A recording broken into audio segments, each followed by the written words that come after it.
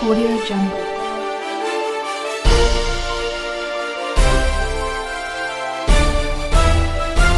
Audio Jungle.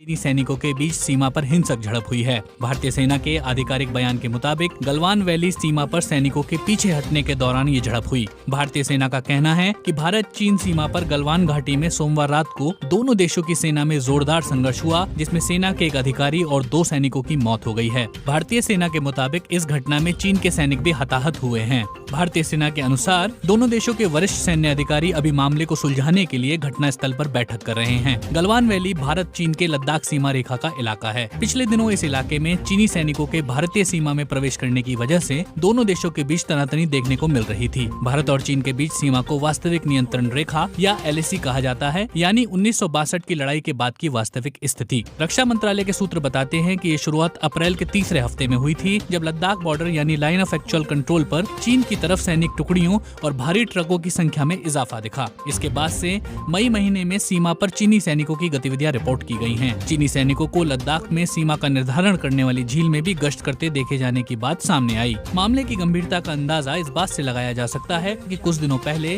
भारतीय सेना के अध्यक्ष जनरल नरावणे ने सीमा का दौरा किया था। भारतीय सेना ने यह भी बताया है कि इस घटना से जुड़ी विस्तृत जानकारी आगे जल्द ही दी जाएगी। समाचार एजेंसी रॉयटर्स के मुताबिक जब इस बारे में चीन से प्रतिक्रिया मांगी गई तो उसने कहा कि भारत को एक तरफा कार्रवाई करने और तनाव को और बढ़ाने की कोशिश नहीं करनी चाहिए।